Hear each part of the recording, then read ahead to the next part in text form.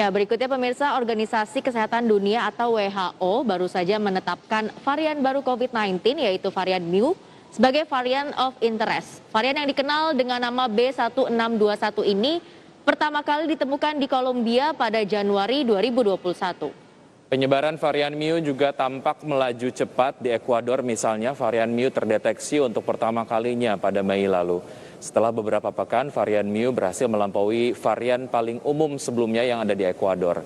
Dikutip dari beberapa sumber, peneliti mengungkapkan ada 5 fakta yang sudah berhasil diketahui mengenai varian Mu. Berikut ini adalah kelima fakta tersebut. Ya, fakta pertama, varian Mu memiliki beberapa mutasi pada gen spike-nya. Menurut studi dalam Journal of Medical Virology, sebagian mutasi pada varian Mu juga ditemukan pada varian of concern lainnya. Dan sebagian mutasi merupakan mutasi baru. Menurut peneliti di Roma, varian Mu tampak memiliki mutasi yang serupa dengan varian of concern alpha, beta, dan gamma.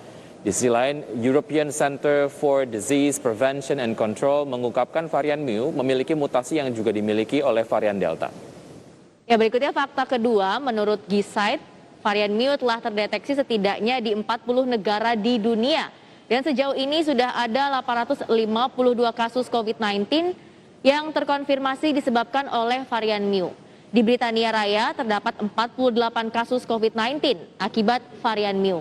Sebanyak 44 kasus terdapat di Inggris, 2 kasus di Skotlandia, 1 kasus di Irlandia Utara, dan 1 kasus di Wales.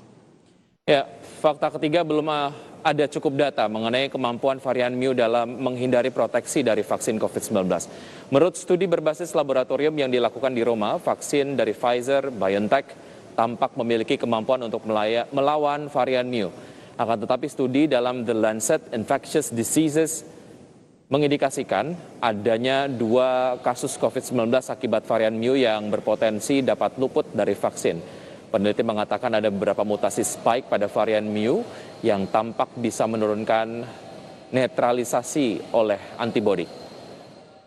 Ya, fakta keempat, ada beberapa studi yang sedang mempelajari varian Mu saat ini. Akan tetapi studi-studi tersebut masih dalam tahap awal, sehingga masih terlalu dini untuk bisa menyimpulkan apakah varian Mu lebih mudah menular atau lebih berat dibandingkan varian lainnya. Varian Mu memang belum dikategorikan sebagai varian of concern oleh WHO. Akan tetapi studi mendapati bahwa mutasi yang ditemukan pada varian Mu tampak berpotensi memiliki dampak sinergis yang beratribusi pada penurunan perlindungan dari vaksin terkait resiko sakit berat, transmisi, dan keparahan penyakit. Ya, fakta kelima, kasus yang diakibatkan oleh varian Mu tampak menunjukkan gejala yang serupa dengan kasus COVID-19 lain. Beberapa gejala utama yang mungkin muncul adalah demam, batuk yang terus-menerus, dan perubahan atau hilangnya indera penciuman atau perasa.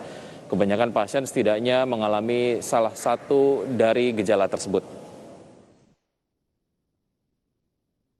Ini yang kemudian dimaksudkan oleh pemerintah dan juga berbagai lembaga terkait agar kita walaupun sudah melakukan vaksinasi, kita harus terus menerapkan protokol kesehatan karena yang namanya virus ini terus bermutasi, salah satunya adalah varian Mu ini gitu ya.